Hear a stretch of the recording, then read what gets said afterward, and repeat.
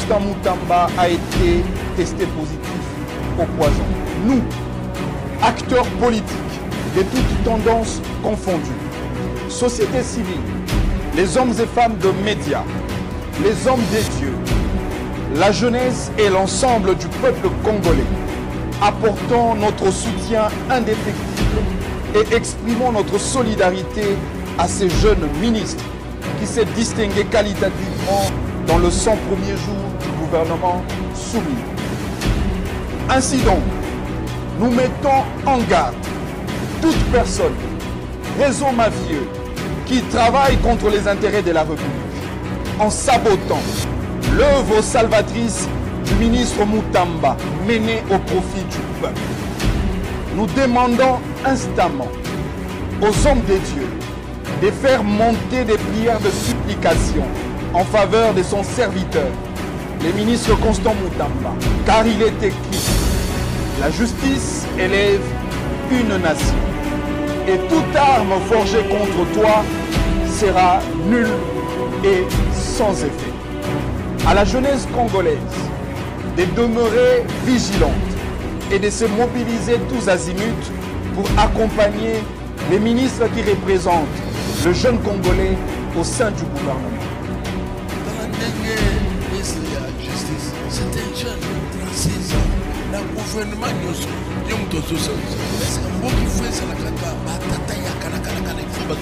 c'est bande mike o bezo tang ba ko ya kuja president bango ba kufelena na kiti ndege kengo ake akenti atuba donc anunina ba wonyo subani bombo voilà une chaîne qui est innovation azula de le pourquoi jugement d'excellence est-ce que nous pas bon pour tout le monde na makachite akuti ke beseli mako ba zong sel mutu ba mais la parcelle ba ko to na plafond qui comme na parquet ti ba ke ko menana asondiro banduko chaba poisson akufa soki nzamba pesenzela ata ozana ndeko na yo sambela mpona ministre ya justice yenda ye kolakisa penzelo ya justice ya solo moto ye kufuta mwa mbongo ta mpona papier acheli bango bakisha banga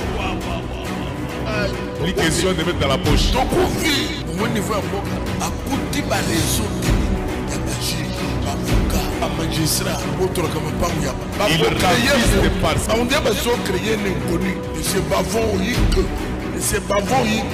À son bagage le pango yama, n'a pas de titre foncier. Il y a ceux qui battent qui battent. Il y a des qui battent quoi, ils s'aillent à temps, ils ont cabaret. Écoute, fais service la mafia. Toi là, il y a pas de côté boulonné, il faut savoir le bonnet. Amen. Nous devons beaucoup prier pour Constant Moutamba, le ministre de la Justice. Des dollars américains.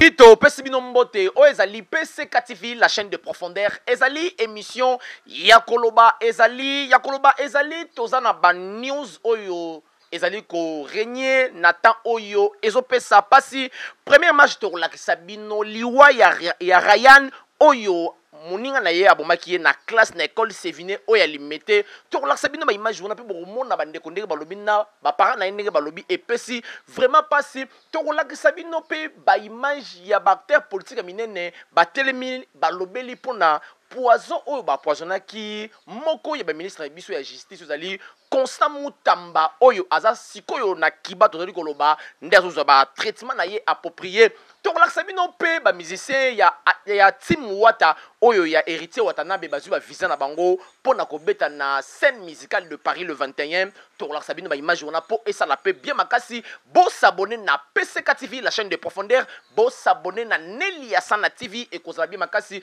mutoza na bilili ezali Willy Swalden nazo pesa le maire na ye ken na biso na betap moko ya basiji oyo tolobi awa na sommaire na biso bongo to zonga to commenter po et ça la bien makasi on est ensemble together. À suivre, merci. 11h, 12h. Bazoïb c'est que moi na zoki. Babengaki na partie école que moi na zoki. A tune bango bozap la bisi bango te ya kaka na première ri. A comme na première ri akasaki HJ. Babisi te ya kana Saint-Joseph. Kokoma comme na Saint-Joseph akuti mwana na kati hémorragie atoni bango bo transférer biso soki ya moyen ezali te azobondela bango de façon to te epesa mbongo ambulance okende yabite nga naza na mutuka tomema mwana donc esali biso pasi donc tolobaki rien akufeli na agi donc achiji te na Saint Joseph.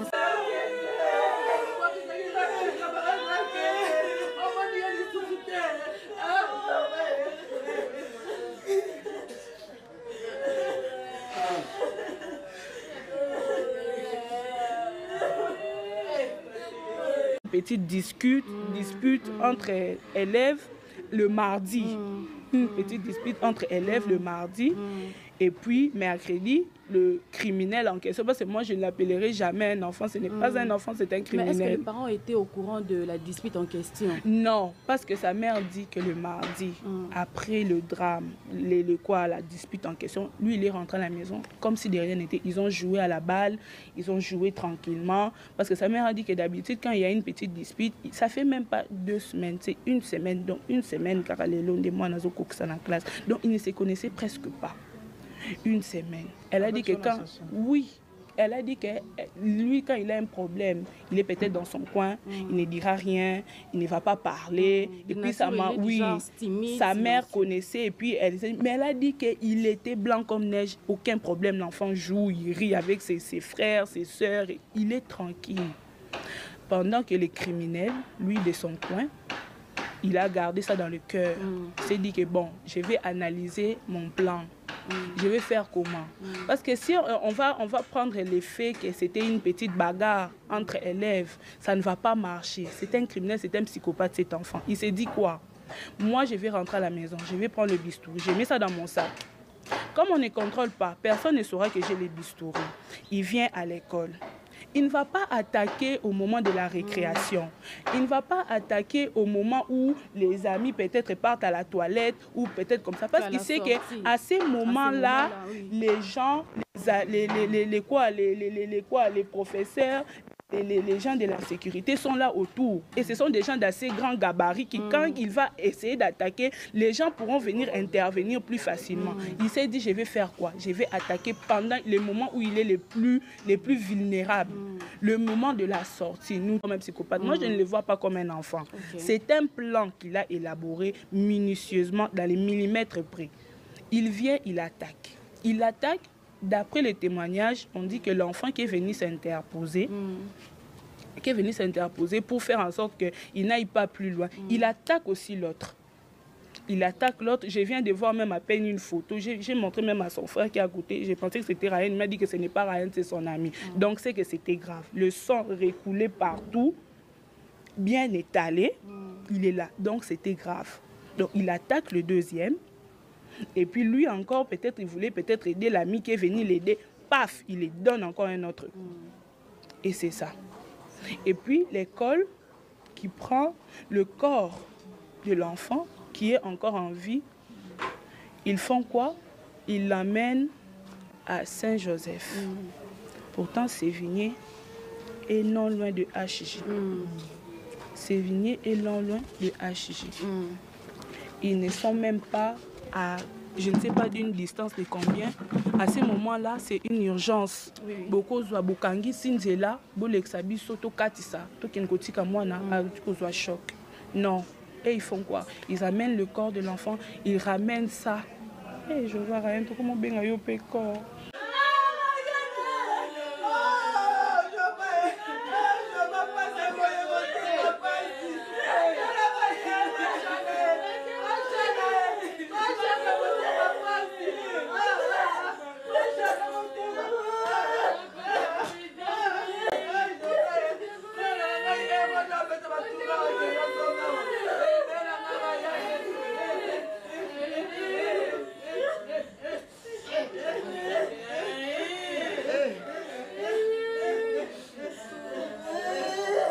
Constant Moutamba a été testé positif au poison. Nous, acteurs politiques de toutes tendances confondues, société civile, les hommes et femmes de médias, les hommes des dieux, la jeunesse et l'ensemble du peuple congolais, apportons notre soutien indéfectible et exprimons notre solidarité à ces jeunes ministres qui s'est distingué qualitativement dans le 100 premiers jours du gouvernement souminois. Ainsi donc, nous mettons en garde toute personne, réseau mafieux, qui travaille contre les intérêts de la République, en sabotant l'œuvre salvatrice du ministre Mutamba menée au profit du peuple. Nous demandons instamment aux hommes de Dieu de faire monter des prières de supplication en faveur de son serviteur, le ministre Constant Mutamba, car il est écrit: la justice élève une nation, et toute arme forgée contre toi sera nulle et sans effet. À la jeunesse congolaise de demeurer vigilante et de se mobiliser tous azimuts pour accompagner les ministres qui représentent le jeune Congolais au sein du gouvernement. Talandenge, ministre de la Justice, c'est un jeune, 36 ans. Mais dans le gouvernement, est-ce que moi qui fais ça, batata ya il faut bazonga kaka. C'est là nemike, o bazotang, bakoya kuja place. Bango bakuku fele na kiti ndenge kengwa ke aketi alongo mubange. Donc anunina na pouvoir. Bango nyonso balingi bongo. Mais voilà un jeune qui est venu, la innovation. Azolande pourquoi jugement exécuté. Est-ce que le pango boboto mutuna makachite akutika basali makwe bazongiseli mutuna pango. Mais la parcelle. Il faut que vous maillez. Côté na plafond ti ko banda parquet ti ba ke ko melena dans son bureau babani ko chaba poison akufu muto akufa soki nzamba pesenzela ata uzana ndako na yo sambela pona ministre ya justice yenda ye ko lakisa penzelo ya justice ya solo muto ye kuvuta mwa mbongo tapona papier acheli bango bakisha banga plus question de mettre dans la poche. Bon niveau à Moka, à côté d'un réseau terrible, il y a des juges, des avocats, des magistrats, il remplit par ça. On dit qu'ils ont créé un inconnu. Monsieur Bavon Yik, Monsieur Bavon Yik, à son bagage le pango avant yo. N'a pas de titre foncier. Il y a ceux qui battent qui bakabou. Ayebi ke bakoko isayo ata usalio ka raison. Écoute un peu ces réseaux là mafieux. Toi là yepona ko déboulonner. Mo sambe le pona ye. Amen. Nous devons beaucoup prier pour Constant Mutamba, le ministre de la Justice. $120 millions. Des dollars américains. Bazanga mawa. Oh, Yes Christo. Yes Christo. C'est bon. Yamoulaï, Shakira, félicitations. Merci beaucoup. Yamoulaï.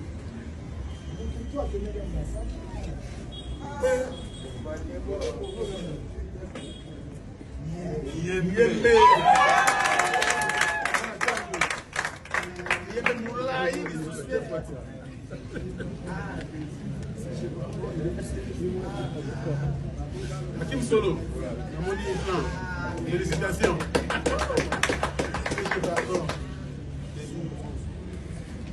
C'est long.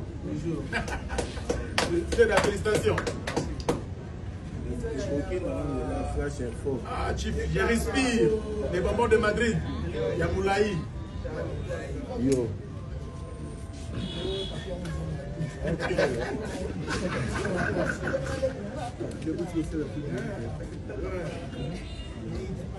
Mais t'as pas lâché. Ouais, pas lâché. Ouais, bien. Pas lâché, Manito. On a dit Campo. On m'a dit Merci ingénieur Willis pour Nabili Kitoko la Kisibiso 3 sujets oyo tozo développer lelo po esala bien po ezali news oyo ezali ko régner siko na moment oyo ça fait 24 heures tolingi to lobelon likambu ya école Sévigné oyo ya ndeko na biso mwana biso Ryan oyo asili kotika biso lobi oyo muninga na ye abomaki ye tolingi to lobela sur l'école nyonso en général mais to focaliser na l'école oyo ya Kisasa. École Le Sévigné, les écoles où Minerva Lango, c'est trop cher. C'est que encadrement, c'est que Makamunio so et salamaka à bonne et difforme. Il paraît, tant que quoi ne salami ba ne ba ponade mwana Ryan Toyoka ki école les a pembeni na hôpital ya munene ya SK.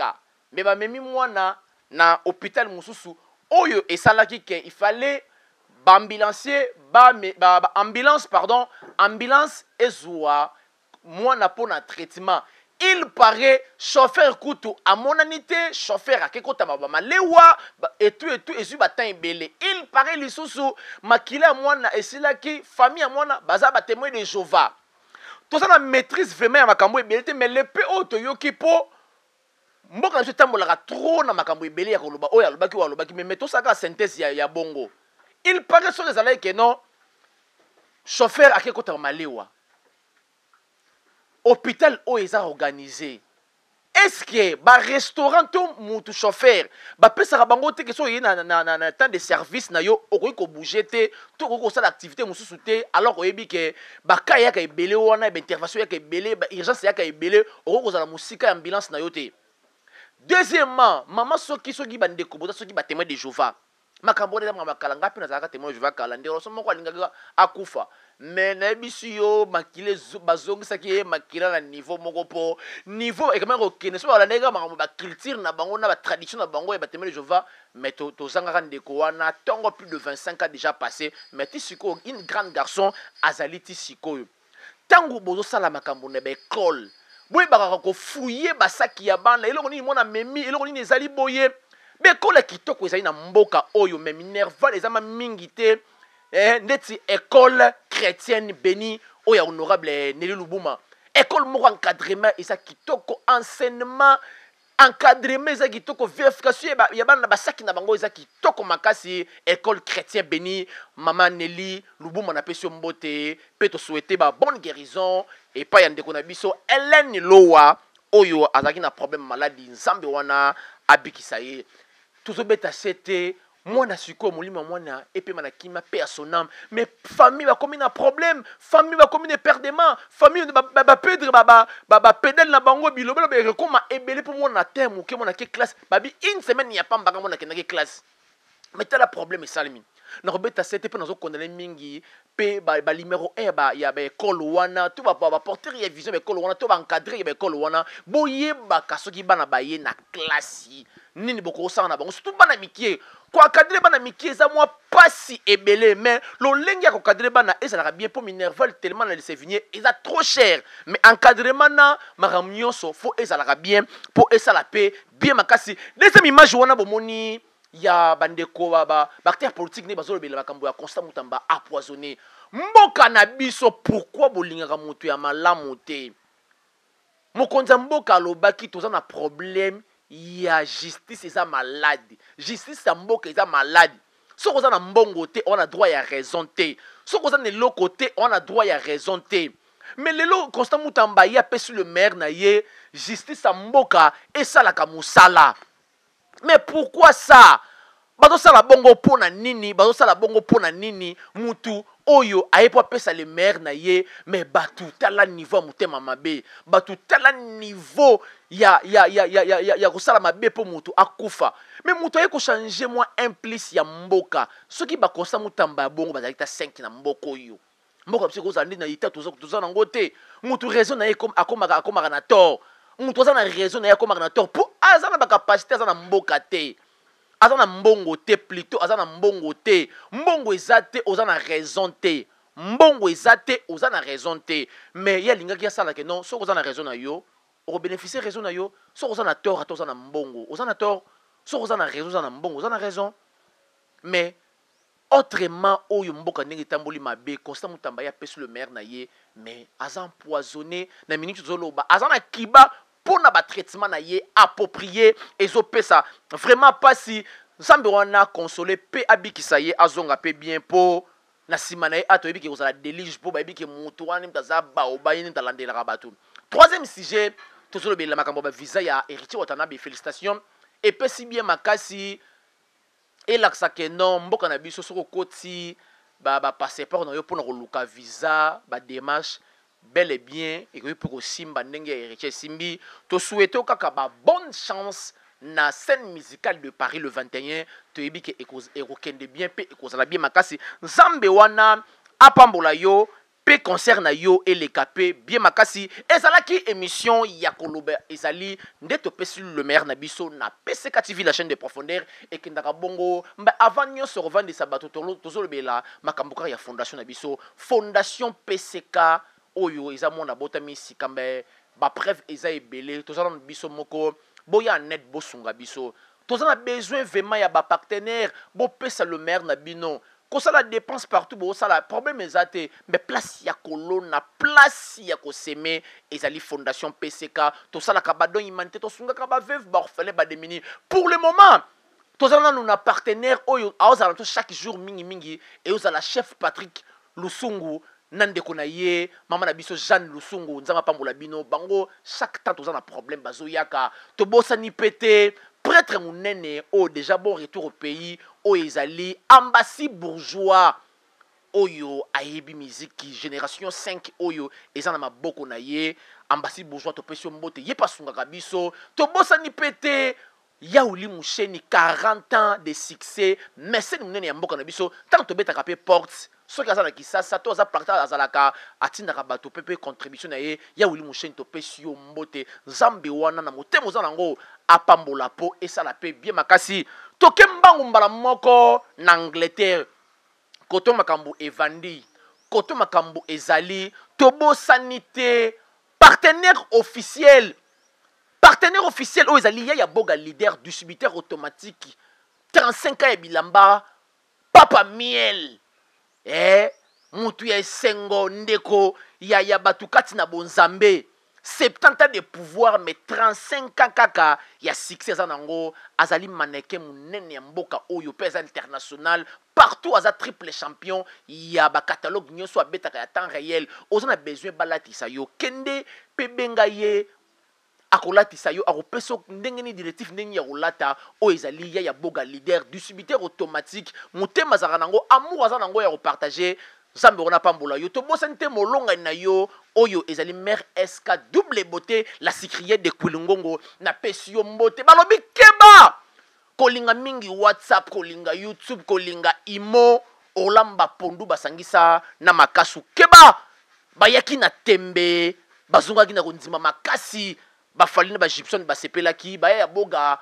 océan bilamba pe bazalaki na pesio mbote to bosanite Écrire sans problème de Belgique, Yalola, Tovandisi, le fondateur de Belgique, Papa Miel, Bijou Mobunga, Napesio Mbote, Yashiki Totokani, chef Yamasolo, Napesio Mbote, Matisse Ande Inesta, toujours na ballon bilamba, ba catalogue ya Sika, Alatra bilamba, chaque jour, Zokata na chassé, Matisse Ande, Napesio Mbote, Jansi Itela, anti-gigolo, Mutabilamba, prêtre mutia malamu jasite la na pesio mbote tobosa ni pete tonton Mobunga maswa oyo aute ko bala ça fait 2-3 mois nzambe wana pambola pe libana na bino santu ezala pe bien makasi pangi plesi pangi égale munedu mobali ya chocolat José Banza mais le catalogue na pesio mbote ya bonzambe yango wana Brice Mpangi 45 ans ya bilamba arbitre ya forme ya zo beta ba catalogue nyonso ve na ngai Brice Mpangi na pesio mbote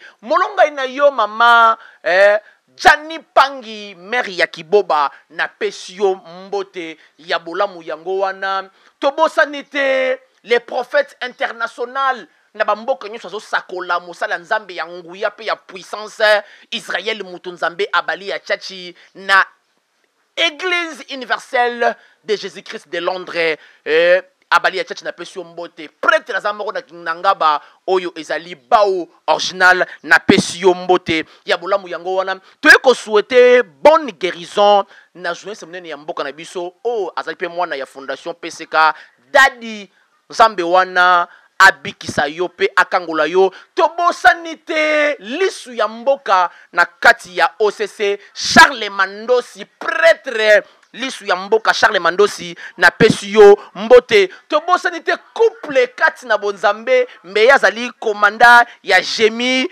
Mbaba na Kimbateke wana tobosani te couple ya kitoko komanda 2 minutes na molonga na ye mama Francine Bongo mwasi ya mongala ya solo na pesi bino mbote wana tobosani te les abakuki ya Mon Mobimba Mams océan écriture muto mayele lelo soki ma famille et silama film ba Nigeria silama film yesu kuto mwangala ekita po mams a oza asala ba film kitoko avanisa idéologie sila bisalu na pesio mbote mama kulutu ya ba les abakuka to bosanite mama Teresa oyo ayebi masolo akola kati na idéologie mama Teresa na pesio mbote. Oui, les abakuki ya moni mobimba masolo na bino to yebi yango ndenge kendaka nazo sentir bino te na PCK fondation PCK ya ndeko na bino ndenge pesaka le maire pour na bino les abakouk to sentir Western Union to sentir Orange Money pe M-Pesa ya bino ndeko solo be la mams kati na bonzambe to yebi force na bino les abakouk ouais la bisalu nde makambu yende ba faire to bosanité international là au maire Abopia Aigle jaune maire ya ba petit yepe azali les abakouk et kendaka bongo to bosanité Christian Mbala o azali pétrolier azali ko séjourner na ba conteneur ya ba carburant bo ya bokota po epesa pe bien makasi Rifis Mbala oyo azali licencié triple fois mutama yellow wapi so bo benge pe na gouvernement sala e ko sa pe bien makasi mama elali po bato pesio mbote to bosanité bande konyo so balingaka biso fondation na biso so pesa makambo fondation PCK bo to bosanité mwana veya na sanzete na régie des eaux o mela sikra malili biera malili père double mwana veya to bosani yote Deker Mukendi star munene ya mboka na biso prêtre bogar beauté Deker Mukendi prêtre na pesio mbote bande konyoso oyo ki to boaki binote seke bosola mabe to bosanité honorable Franck Pinda Kabangu papa social to bosanité sport munene ya mboka oyo akotisa oyo ezali Pinda Kaido to bosanité ABK Clean Service société ya bana mboka lelo soki moi chômage ezali ko diminuer ezali pona boss Arsène Basanga Kasongo plus de 87 agents bazo travailler na service oyo ya bana mboka oyo ezali service moko ya kitoko soko za na besoin tapi na yo basokolango à temps réel ba immeuble ba meuble basokolango na temps réel au bengi ABK Clean Service les boss Arsène Basanga Kasongo Zambe wana amona yo ba konzamboka bo soutenir service oyo service ya kitoko ya nettoyage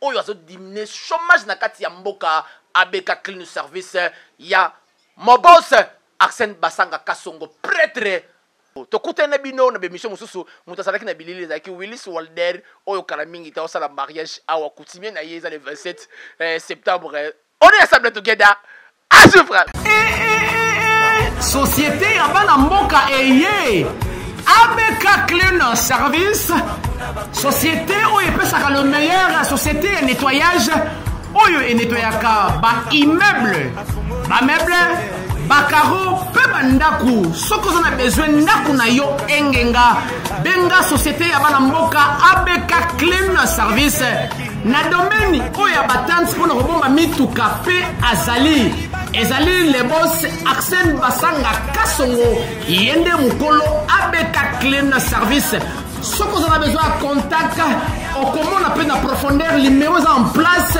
au contacter ABK Clean Service au kozwa musala na profondeur ABK Clean chez les amoko PCK TV ya moto na Nzambe Shekina Kipiti veut dire kotala pamba ozopamba siano Nzambe talaka to s'abonner massivement brutalement aux chaînes des amoko. Vous abonnez-vous massivement sur la chaîne très éducative, la chaîne du pasteur Shekina Kimpiti, PCK TV. Les bonnes choses arrivent. Nous vous entendons. Tous les immatures, tous les pasteurs, tous les chrétiens, abonnez-vous, car c'est la chaîne qui vous convient. PCK TV. Les bonnes choses